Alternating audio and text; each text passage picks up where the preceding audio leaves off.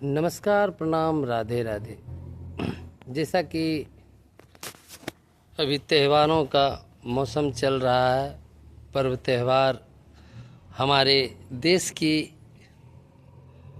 मन की एक तरह से कहिए कि विशेष अंग हैं। पर्व त्यौहार से ही जीवन में रौनक बनी रहती है। अभी फ़िलहाल हमने दुर्गा पूजा मनाया गया हमारे यहाँ। उसके उपरांत अभी फ़िलहाल दीपावली चल रही है। दीपावली बोलिए तो राम जी के वापसी का समय, भगवान श्री राम जब 14 वर्ष की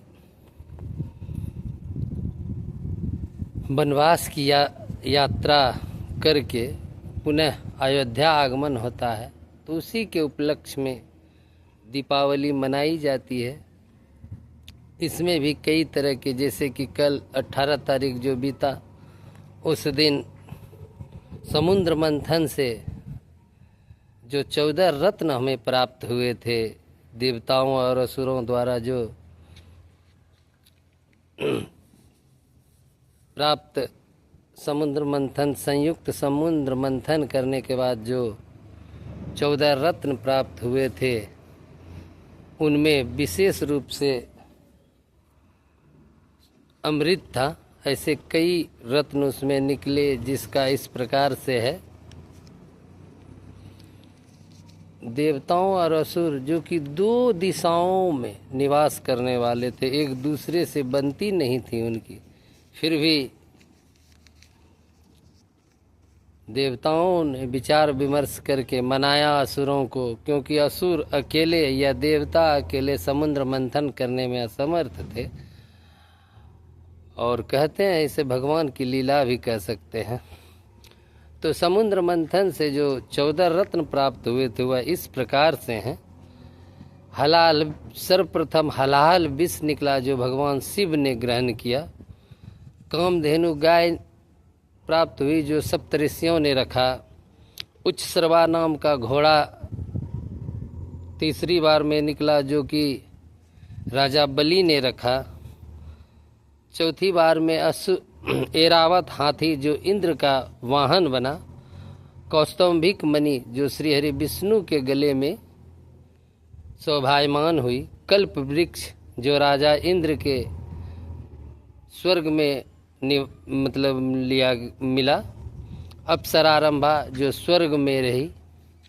उसके बाद माता लक्ष्मी और वरुणी, चंद्रमा, पंचजन्य शंख, पारिजात वृक्ष, सारंग धनुष, भगवान। और अंत में जिसके लिए यह समुद्र मंथन किया गया, वह था भगवान धन्वंतरी अवतरित हुए अमृत का कलश लेकर। अमृत का कलश बोलिए तो आयुर्वेद का ज्ञान लेकर भगवान श्री हरि के ही अवतार के रूप में भगवान का ही अवतार हुआ धन्वंतरी के रूप में। तो इसमें जितने भी पदार्थ पाए गए, जो उसके योग्य था उन्हें प्राप्त हुआ। और अमृत को लेकर जो कि दोनों में विवाद हुआ, वह मैं किसी और कथा में आपको बताऊंगा। तो कल धन्वंतरी जयंती थी। इस दिन वैद्य डॉक्टर लोग भगवान धन्वंतरी की पूजा करते हैं, और मुख्य रूप से इस दिन को नए नए वस्त्र पदार्थ खरीदने का भी एक रिवाज है, जैसे कि स्वर्ण हुआ, आभूषण। उसके बाद कई प्रकार की वस्तुएं होती हैं, कम से कम ना कुछ तो सब झाड़ू खरीदते हैं, नमक खरीदते हैं। इसी प्रकार से धन्वंतरी जयंती पर यह सब कार्यक्रम होता है। और आज जो है वह नरक चतुर्दशी है। नरक चतुर्दशी की भी एक कथा है, मैंने पिछले बार भी आपको सुनाई थी, इस बार भी सुनाता देता हूँ। कि नरक चतुर्दशी का अर्थ होता है कि पूर्वोत्तर भारत में, कि उस समय जो यह आर्यावर्त था, उसके पूर्वोत्तर में नरकासुर नाम का एक असुर निवास करता था। असुर इसलिए कहा जा गया कि राक्षस या इंसान अलग नहीं होते हैं, उनके विचार जब भिन्न हो जाते हैं, समाज की बनाई मर्यादाओं को तोड़ते हैं तो वह असुर हो जाते हैं, और जो समाज की बनाई हुई मर्यादाओं का पालन करते हैं वह देवतुल्य हो जाते हैं, जैसे मर्यादा पुरुषोत्तम श्री राम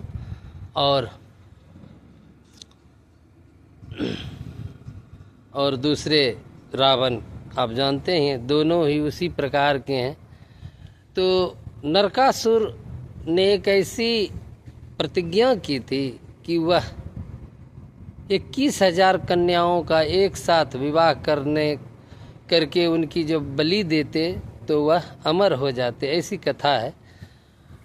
तो जब 16,000 कन्याएं उनके पास हुई, शेष कथा अगले भाग में। तब तक के लिए नमस्कार, राधे राधे, शुभ दीपावली।